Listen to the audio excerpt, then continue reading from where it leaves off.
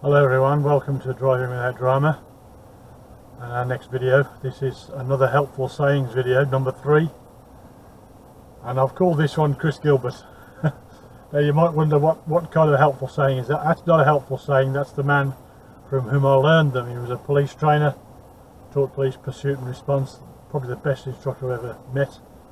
And some of these are quite well known, but they've got a little twist of Chris's on them, so I'm mentioning him because I want him to have the credit for teaching me these. I spent about 16 hours on the road with him a few years ago. 2 of the most fun days I had in my life. Fantastic. So here they are then, helpful sayings, and these have come from ex-police trainer Chris Gilbert. The first one is that you should, this is not so much a saying as, well I suppose it is a saying, it's not short and sweet, but it's worth remembering. You should always be able to stop in the distance you can see to be clear, on your own side of the road, without drama. That's why my school's called Drive Without Drama. It was a phrase Chris used to use a lot. You should always be able to stop in the distance you can see to be clear, on your own side of the road, without drama. And by drama I mean like braking like a maniac, or swerving or whatever. That has really more application, I suppose, on country roads, but it's still true, even on city roads as well. You should always be able to stop in the distance you can see to be clear, on your own side of the road, without drama. Another one that I learned from Chris is, the more you can see, the more you can go. The less you can see, the more you must slow. And that again primarily has to do with urban or rural roads, country roads, but it's still true in the city as well. The more you can see, the more you can go. The less you can see, the more you must slow. A great one I learned also from Chris, and this is probably in Road Smart. He was involved in the production of that police training book.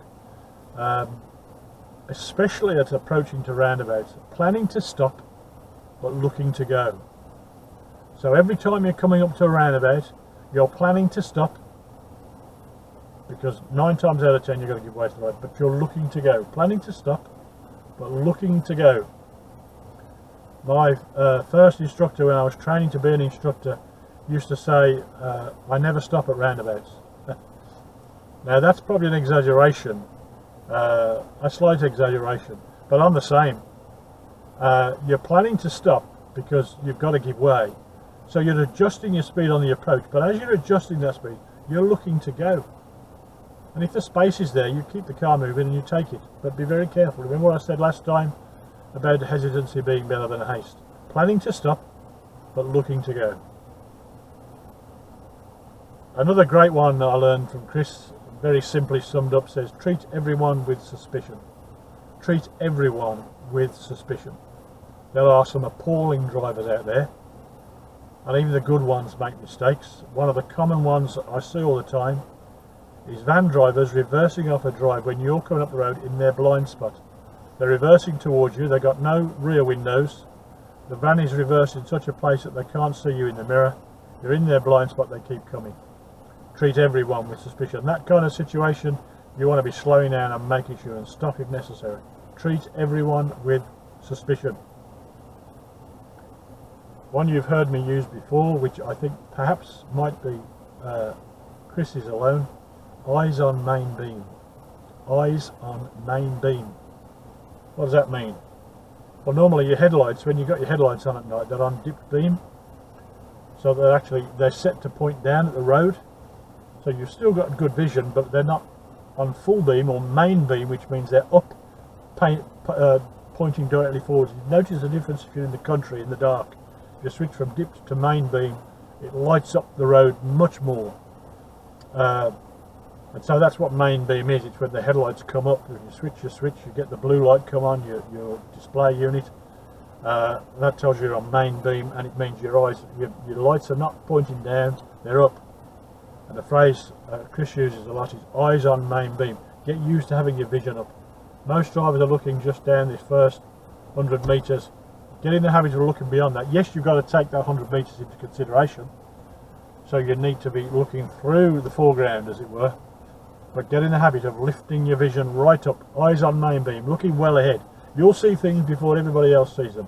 You'll be dealing with problems before anybody else even knows they're there, because the majority of drivers keep looking down just ahead, and learners especially.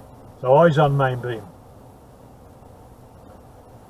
Lastly, these are not so much helpful sayings as good definitions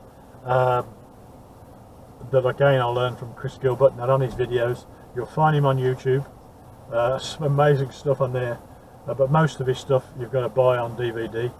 But there's a couple of definitions I learned from him about a good driver and good driving, and these are, as I say, these are not so much helpful sayings, but they are helpful for you. A good driver knows when to go slow. A good driver knows when to go slow. Lots of people think, you know, a good driver drives like Jason Bourne or somebody, you know. So much of what we see, the nutty driving on the road, because they've been watching too much video, you know, too much Jason Bourne or James Bond or whoever it is, and think they can drive like that. Don't forget those things are contrived, and all the roads are emptied and all the rest of it. You can't drive like that in real life. So it's not good driving to drive, you know, as fast as you can go. A good driver knows when to go slow. So keep that in mind if you want to be a good driver. And then Chris also defined, and maybe others have defined it too, but I got it from him, what good driving is. Or again, perhaps if you like, a good driver.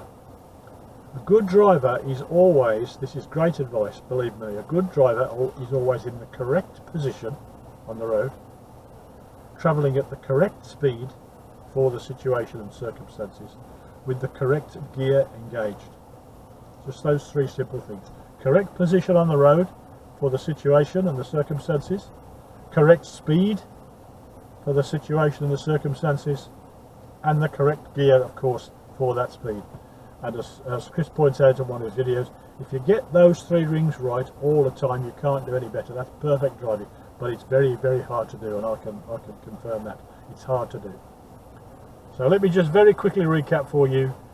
You should always be able to stop in the distance you to see clear on your own side of the road without drama. The more you can see, the more you can go. The less you can see, the more you must slow. Roundabouts, planning to stop, looking to go. Treat everyone with suspicion. And then a couple of definitions. A good driver knows when to go slow, and a good driver is always in the correct position on the road for the circumstances, travelling at the correct speed for the circumstances, with the correct gear engaged. You see how hard that is, but that's good driving. Okay, that's helpful sayings number 3, Chris Gilbert, and I'll see you again soon. Bye now.